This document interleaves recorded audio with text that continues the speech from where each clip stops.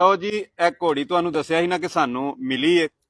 ਘੋੜੀ ਦੇ ਜਦੋਂ ਮਾਲਕ ਮਿਲੇ ਨੇ ਨਾ, ਫਿਰ ਇੱਕ ਹੋਰ ਹੀ ਦਾਸਤਾਨ ਮਿਲੀ ਏ। ਇਹ ਨੇ ਜੀ ਸਾਡੇ ਚਾਚੇ ਦੀ ਘੋੜੀ ਦੇ ਮਾਲਕ। ਚਾਚਾ ਜੀ, ਕਿਦਾਂ ਦੀ ਗਵਾਚੀ ਜੇ? ਇਹ ਜਨਾਬ ਰਾਤ ਦੀ ਘੋੜੀ ਖੁੱਲੀ ਹੈ ਅੱਛਾ, ਤੇ ਗਾਇਬ ਹੋ ਗਈ। ਆਂਦੇ ਨੇ ਰਾਤ ਦੇ ਸੌਂ ਰਹੇ ਸਨ। ਰਾਤ ਸਾਰੀ ਮੈਂ 1 ਮਿੰਟ ਅੱਖ ਨਹੀਂ ਲਾਈ। ਅੱਛਾ, ਮੈਂ ਇਹਦੇ ਇੰਤਜ਼ਾਰ ਚ ਰਿਹਾ, ਹੁਣ ਆਉਂਦੀ ਹੈ। ਅੱਛਾ ਜੀ, ਲੇਕਿਨ ਕੋਈ ਰਿਪੋਰਟ ਨਹੀਂ ਮਿਲੀ। ਵਾਕਈ ਨਹੀਂ ਸੁੱਤੇ ਸਾਰੀ ਰਾਤ? ਨਾ। ਅੱਛਾ ਜੀ। ਫਿਰ ਜਦੋਂ ਦਿਨ ਚੜਿਆ, ਹਾਂ ਹਾਂ। ਬੰਦੇ ਫਿਰਦੇ ਰਹੇ ਨੇ ਇਲਾਕੇ ਸਾਰੇ ਚ, ਕਿਤੋਂ ਨਹੀਂ ਇਹਨਾਂ ਦਾ ਸਰਾਹ ਮਿਲਿਆ ਘੋੜੀ ਦਾ। ਅੱਛਾ। ਬਾਅਦ ਦੇ ਵਿੱਚ ਕੋਈ 12-1 ਵਜੇ ਸਾਨੂੰ ਟਿਕ ਟਾਕ ਤੇ ਘੋੜੀ ਇਹਨਾਂ ਭਾਈ ਉਹਨਾਂ ਨੇ ਟਿਕ ਟਾਕ ਤੇ ਚਾੜ ਕੇ ਇਹਨਾਂ ਕਿਹਾ ਵੀ ਜਿਸ ਭਰਾ ਦੀ ਹੋਇਆ ਘੋੜੀ ਆਪਣੀ ਆ ਕੇ ਤੇ ਖੜ ਸਕਦਾ।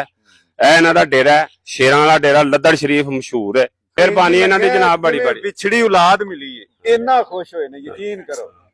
ਤੇ ਇਹ ਇਹਨਾਂ ਦੇ ਨਾਲ ਸਾਰੇ ਇਹ ਕੀ ਲੱਗਦੇ ਨੇ ਤੁਹਾਡੇ? ਇਹ ਮੇਰਾ ਭਤਰੀਆ ਹੈ, ਭਤਰੀਆ। ਇਹ ਉਰਲਾ ਮੁੱਛਾਂ ਵਾਲਾ ਭਤਰੀਆ। ਉਹਨੇ ਕਿਹਾ ਰਾਤ ਦਾ ਕੰਬਲ ਲੈ ਕੇ ਲੰਮਾ ਪੈ ਰਿਹਾ। ਬਿਸਮਿਲ੍ਲਾ ਬਿਸਮਿਲ੍ਲਾ। ਆਹ ਸਾਬਲ ਲਓ ਜੀ, ਲਓ ਜੀ, ਲਓ ਜੀ, ਲਓ। ਇਹ ਨਾ ਕੋਈ ਵੀ ਚੀਜ਼ ਤੁਹਾਨੂੰ ਕਿਤੋਂ ਵੀ ਮਿਲਦੀ ਹੈ, ਉਹ ਖੁਸ਼ੀ ਦੇ ਵਿੱਚ ਜਨਾਬ ਨੂੰ ਰਸਗੁੱਲੇ ਵੰਡ ਰਹੇ ਖਾ ਰਹੇ। ਕੋਈ ਜਾਨਵਰ ਹੋਏ, ਕੋਈ ਪੈਸਾ ਹੋਏ, ਕੋਈ ਵੀ ਚੀਜ਼ ਮਿਲੇ ਤੇ ਉਹਨੂੰ ਬਾਲੇ ਗਨੀਮਤ ਸਮਝ ਕੇ ਹੜਪ ਨਹੀਂ ਕਰਨਾ ਚਾਹੀਦਾ। ਹੋਰੇ ਪਿੱਛੇ ਅਸੀਂ ਨਾ ਦਿੰਦੇ ਤੇ ਜੀ ਕਰ ਚਾਚੇ ਰੀ ਇਸੇ ਵਾਕੇ ਨਾਲ ਹੀ ਅਗਾਂ ਟੁਰ ਜਾਂਦੇ।